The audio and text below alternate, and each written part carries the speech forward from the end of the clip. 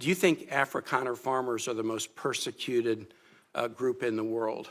I think those 49 people that came certainly felt they were persecuted, and they passed every sort of check mark that had to be checked off in terms of meeting the requirements for that. They live in a country where farms are taken and land is taken on a racial basis. Okay. Do you think they're more persecuted than Uyghurs or Rohingyas, or more persecuted than political dissidents in Cuba or Venezuela or Nicaragua, or more persecuted than those who would be threatened should they be returned to Afghanistan by violence by the Taliban? Well, the problem we face there is the volume problem, okay? If you look at all the persecuted people of the world, it's millions of people.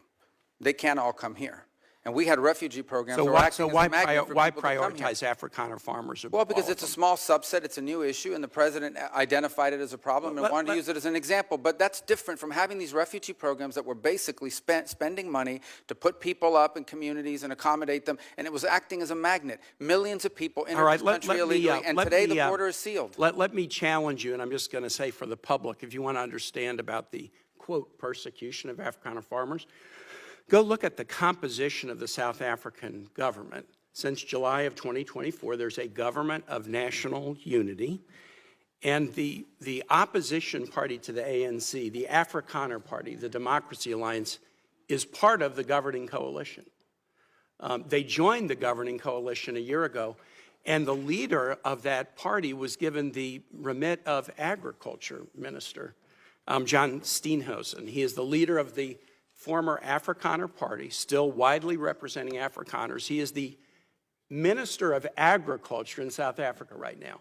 I assert that this claim that there's persecution of Afrikaner farmers is completely specious. Are you aware ever during the apartheid era in South Africa did the United States establish a special program to allow South African blacks who were treated as second-class citizens in the apartheid program, a special program so they could claim refugee status in the United States? No, because I was probably in 9th grade or 8th grade at the time. Yeah, well, then I don't expect you to know. I'll just tell you, never has there been a program, a special program for Africans to come in as refugees to the United States. We've allowed special programs for people being persecuted for their religion, Soviet-era Jews. We've allowed special programs for people fleeing from communism, Cuba, Vietnam, the Soviet Union. We've never allowed a special program to allow Africans into the United States in an expedited refugee status until now. Afrikaner farmers living in a nation governed by a government of national unity that includes the main Afrikaner Party. And actually, an even more right-wing Afrikaner Party is also included in the coalition government. Now, would you agree with me, Mr. Secretary, that if we're interpreting the statutory phrase, a well-justified fear of persecution, we should try to do that in an even-handed way? I think we should try to do that in the interest of the national security of the United States. So okay, I agree with you too. We should.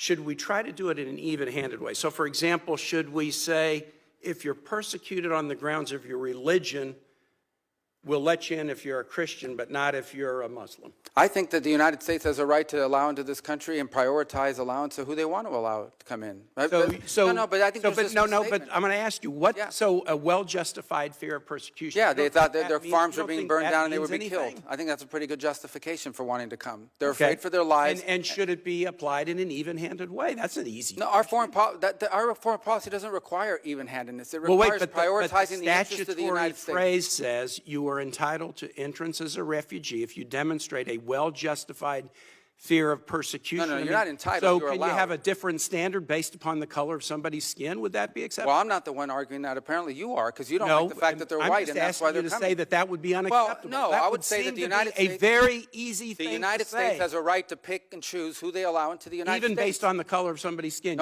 You're the one that's talking about the color of their skin, not me. These are people whose farms were being burned down and they were killed because of the color of their skin. Well,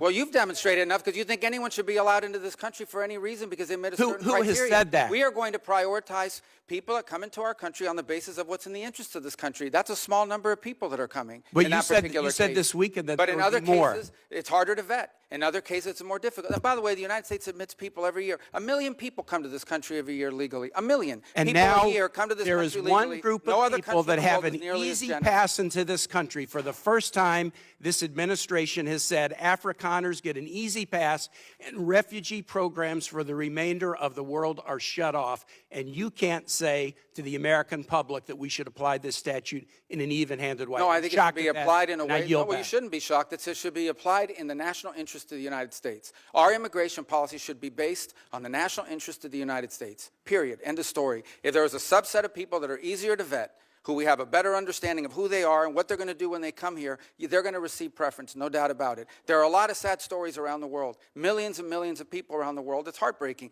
We cannot assume millions and millions of people around the world. No country can.